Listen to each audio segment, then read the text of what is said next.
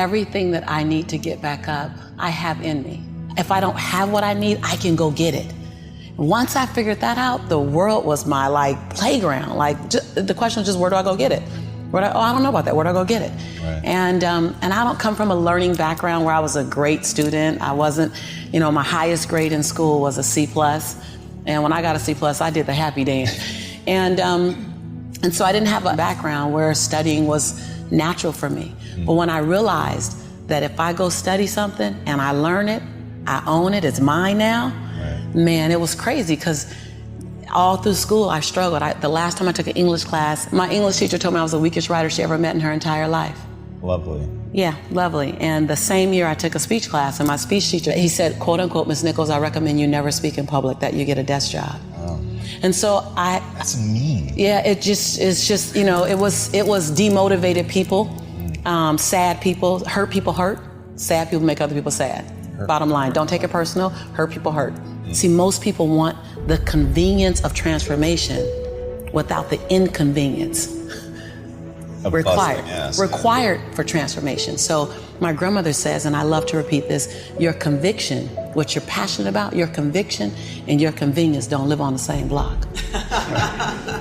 They ain't even in the same zip code. So if you want to have a conviction for something, you have to sign up to be inconvenienced. We're trying to find convictions and passion and breakthrough on the inside of our box. Well, when you realize that the box doesn't even exist, like someone made up, oh, you're playing outside the box. So we all bought into, there's a box. Well, I don't even own a box.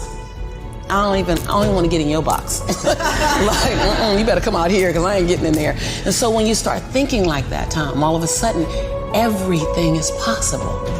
So I disrupt people when I say, you want to make me extraordinary, because it lets you off the hook. What if the God that we call God, the divine, whatever your faith is, what if there's no partial? It's not going to give me a hookup and not give you one. Not going to give me an opportunity and not give you one. I'm just going to go after it. If I die, I'm going to die on a treadmill, like Will Smith said. I'm going to be on the treadmill running. I'm just not going to stop, because I believe all things are available to us. I'm just willing to go after them. Are you willing? And then that is so disruptive, because then you got to make a decision. Because it's easier to live inside the parameters of, well, as a black woman, well, as born and raised in South Central, well, I'm dyslexic. I wrote 7 books, I'm dyslexic. So just knowing, I'm not perfect. What I do really well is I manage my imperfection well. And so we're all waiting for perfect. It's an illusion that will never come to you, and it's an excuse to never show up and play. Your story is not meant to be your fortress. Your story is meant to be your fuel. Any story.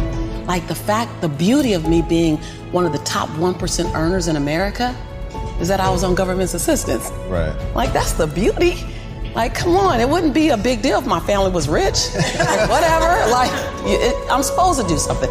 The beauty is that when you show the little engine that could story, I'm not gonna run fast, but I ain't gonna stop running. I might slow down and have to breathe and catch my breath, but I'm not stopping, because I believe all things are available to all of us. And good people should do well, because when good people do well, good people just do more good in the world. I'm that same girl who ran track for Dorsey High School, who struggled to get through high school, who got kicked out of college because I couldn't afford to stay. That was on government. I'm that same girl. I don't forget her. I'm also that same woman who runs a multi-million-dollar business. I'm also the same woman who has 7 bestsellers. I own both of those. I own all of it. I don't shrink to my greatness, and I don't live in my saga and my sorrow. If you can own your brilliance while owning your imperfections, if you can own your giant while owning your smallness, if you can live in duality, constant duality, the freedom will be earth-shaking if you can live in that. See, either you don't want to be as great as you really are, and you're trying to dim your light so that others won't feel insecure about themselves in your presence. And so you keep playing at 79 watts when you know you're supposed to shine at 159 watts. And you keep checking the temperature of the room to see what the room can handle, versus just giving the room you and letting them, if your light's too bright, then let them put on some shades. Can you give yourself permission to live in the duality of your imperfections and your smallness and what you're learning and what you still have to learn and your greatness and your brilliance and your light? Can you allow them to coexist and then serve them up to the world? To love you, to see you, to inhale you, to judge you, to leave you, to love you. Some of us are just as afraid of being loved as we are to be left.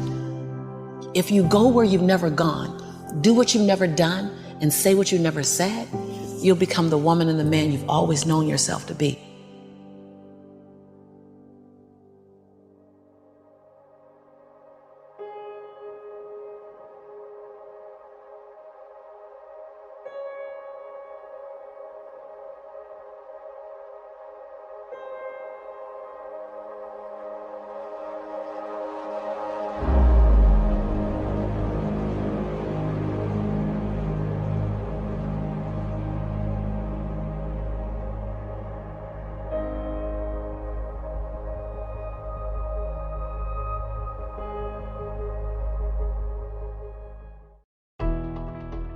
Whatever industry you pick, if you outwork everybody, if you try to be a little smarter than everybody, if you try to be a better salesperson than everybody, if you try to be better prepared than everybody, you've got your best chance. Because if you don't do it and somebody else does, I have the saying, work like someone's trying to take it all away from you. I actually work like someone's spending 24 hours, working 24 hours to take it all away from you. And that's kind of the way I look at it. What would you say is the number one reason why people fail? Lack of brains, lack of effort.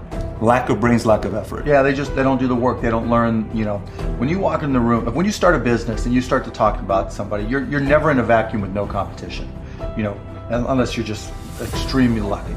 And if there's going to be competition, that means somebody else knows your business as well as you do when you get started. And if you walk into a competitive environment and they still know more about the business than you do and more about your customers, you're going to lose. But most people don't consider that. They don't do the work. They don't learn more about their industry. They don't know even about their business. And so you've got to put in the effort to know more about your industry than anybody else. And that's the brains part, and that's the effort part as well. Because look, if you're competing with me, you better know what you're doing, otherwise I'm gonna kick your ass, and you're not gonna outwork me. And so, the combination is usually what kills businesses early on more than anything. You could, within a 5-10 minute interview, say, this dude's not gonna make it as an entrepreneur.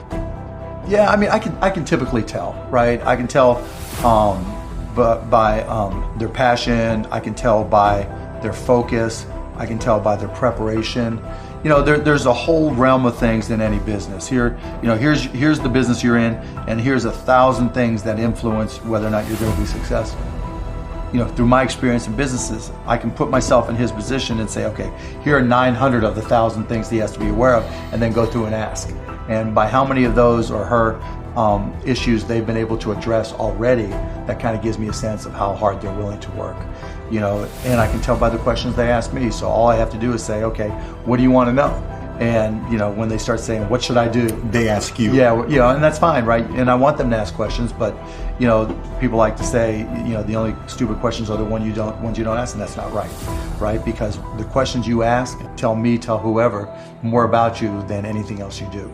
Because in particular, it tells me about your preparation. If you ask me questions about